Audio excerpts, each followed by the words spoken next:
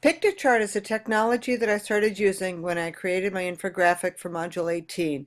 Yes, I'm working backwards in this class. I actually didn't use it for my infographic, but then when I started working with it afterwards, I really liked how easy it was to use. I keep trying to find new and creative ways for my students to reinforce what they are learning in my class. Piktochart is another medium for my students to use to share information that they've learned with others. I can see us making posters to decorate my classroom and bulletin board. There are so many uses that I can think of for this, such as having my beginners make an infographic of rhythms or parts of the violin. Maybe they could do one on the different instruments in the string family. More advanced students can do something on the pieces of music that we're learning and difficult passages. As they learn the passage, they can cross it off their infographic. Or they can do something on the different dynamics or vocabulary that we have on our word wall. I can also have them find a list of musical terms that they don't know and present them. I'm excited about all the ways that I can use this with my classes. There are other ways that I can use Piktochart as well. I'm sometimes asked to do professional development at our faculty meetings. This would be a great way to present information to the other teachers at my school. Or I could use it to make recruiting posters. Since I'm a pull-out class, I don't have students scheduled and I am responsible for recruiting students.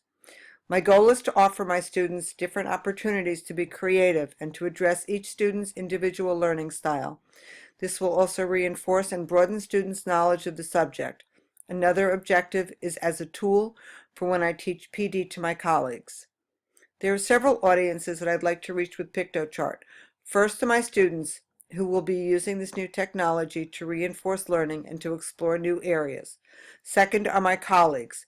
Third would be the students that I'd like to recruit to my program.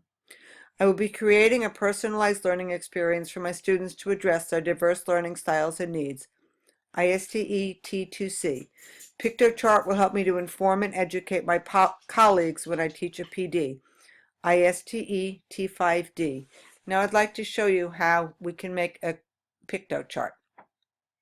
So I have it open here, and what I'm going to do is, let's see, I have a blank Piktochart right here. And you see you have different things that you can select that you want to put in here. So let's make a text box.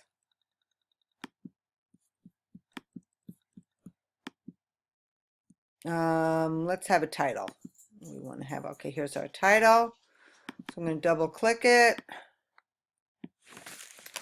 And I'm going to say new technology. New technologies. Great. So I'm going to take this, good, and I'm going to move it up to the top here. And I'm going to put it in the middle. Great. Okay, so it's kind of in the middle. Pretty good. Okay. And then I'm going to add a subtitle. And I edit this.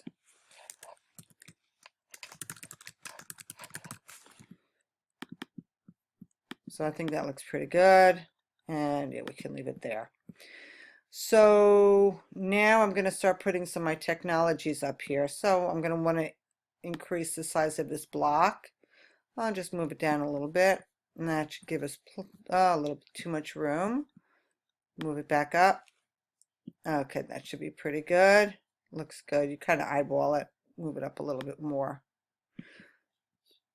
Okay, great. So now I'm going to want to put some images in here because I'm going to put pictures of the new technologies that I found for Module 15. So I've actually preloaded a few here. I'm going to go to Uploads, and you can drag pictures. I put them into my Google Drive and then I brought them down here.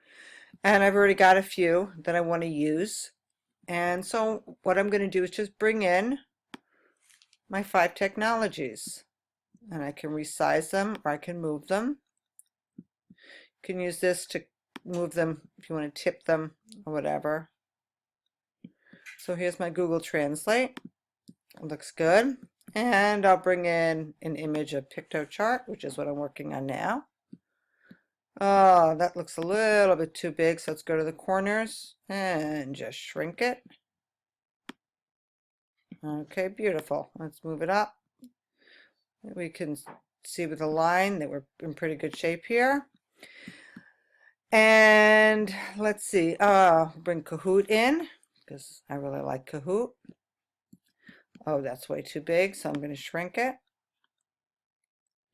Good. Move it down. That's still a little bit too big. Make it a little bit smaller. Looking better.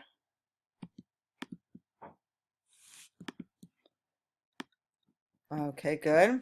And I'm going to do a second line, and I will put in my Quizlet. There's my Quizlet.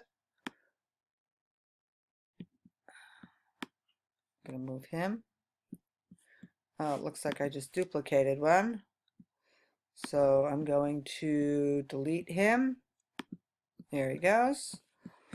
See how easy this is to use? And the last one that I selected is Rubistar, which is actually great for making rubrics if you've never used it. Okay, so here we have my 5 new technologies. And I have a pretty infographic. I could put another text box in if I want.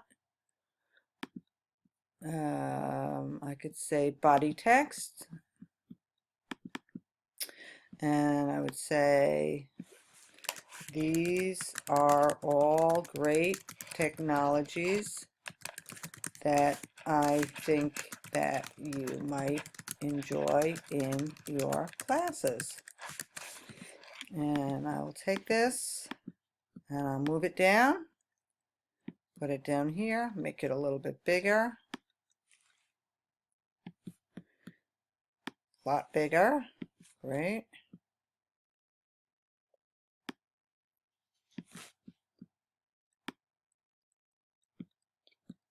Hope it's not going, so let me just try making the font bigger. There we go. Now that looks pretty good. And I'm going to take a look at my infographic. I think it looks pretty good, and I'm going to save it. So that's how you make an infographic using Pictograph. I hope that you've enjoyed this.